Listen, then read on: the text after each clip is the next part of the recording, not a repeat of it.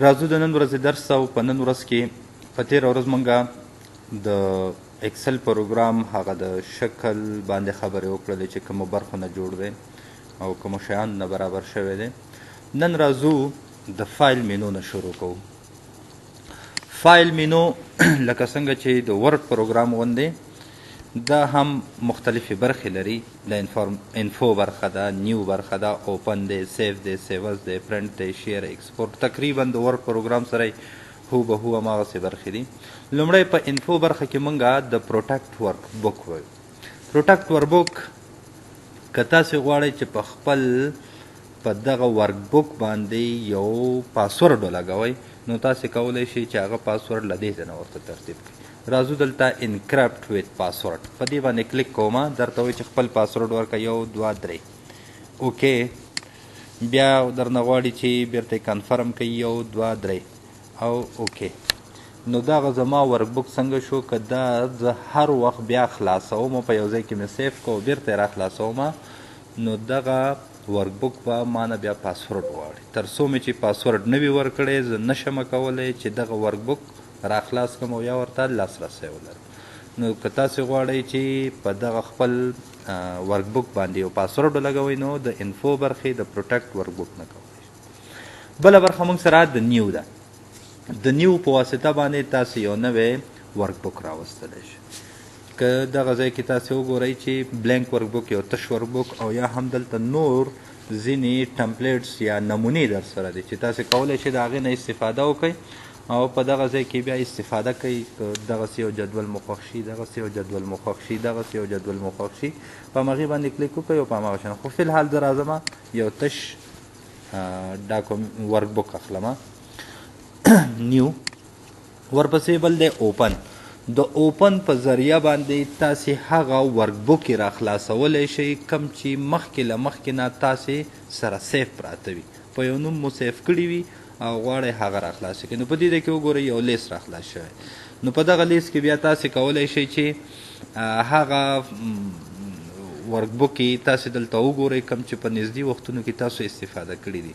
که په دې کې مو کوم یو خوښ شو هغه مو ضرورت و هغه را خلاص کړئ، که نه وي بیا براوز ته راشئ او په براوز کې وګورئ چیرته پروت دی خپل هغه اکسل ورک بک مو چې په هر ځای کې وي، په ډیسکټاپ وي، په ډرایوونو کې وي، نو هغه ورته په نښه کوي چې په دغه ځای کې پروت دی، په دغه ځای کې پروت دی. نو هغه ورته بیا په نښه یې کوي او د هغې نه وروسته ورته اوپن ووهئ، نو همغه ورک بک به تاسو سره څنګه کېږي را خلاصېږي. بله برخه موږ سره د سیف ده.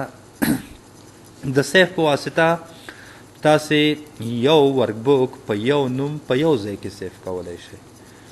یعنې که تاسې وغواړئ چې زه دغه ورک بک په یو نوم باندې سیف کړم، خو بس ډایرکټ سیف ته راشئ او په کلیک پې وکئ. په سیف باندې مو کلیک وکړ، درته وایي په کوم ځای کې سیف کې، په براوز کې، په کوم براوز راواخله، ورته وایي چې زه په ډیسکټاپ باندې سیف کوم، په دغه ډرایو کې سیف کوم. نو چې هر ځای ورته په نښه کې دلته ورته نوم ورکوو، په هماغه ځای کې به تاسو سره څنګه شي؟ سیف شي. بل دی موږ سره سیوز. کله مو چې یو فایل یو ورک بک په یو نوم باندې سیف کو او همغه ورک بک غواړئ په یو بل نوم یې سیف کړئ یا په یو بل ځای کې سیف کړئ، نو بیا به له سیوز نه استفاده کوئ.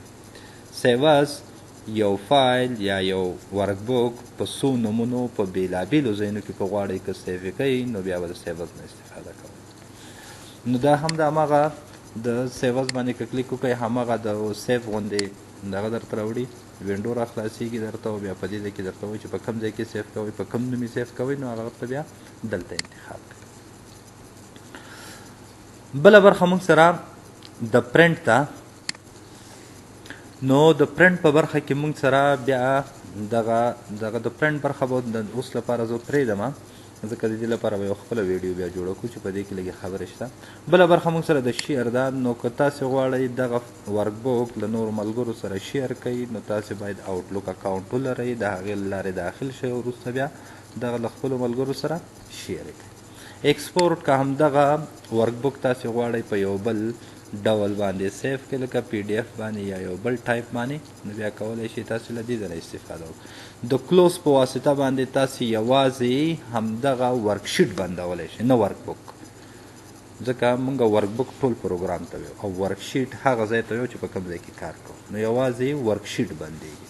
بل د اکاونټ له لارې تاسې کولی شئ چې خپل اکاونټ په آوټلوک کې ولرئ او بیا دلته ور داخل شئ او بیا یې د ملګرو سره شیر کړئ او یا نور کوم کارونه چې په انلاین ډول ترسره کیږي هغه پکې ترسره کړئ. بل آپشن دی موږ سره نو آپشن کې د ایکسل پروګرام سیټینګز موږ کولی شو.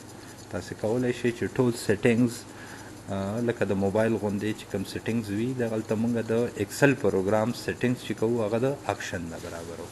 نو دا زموږ د نن ورځې درس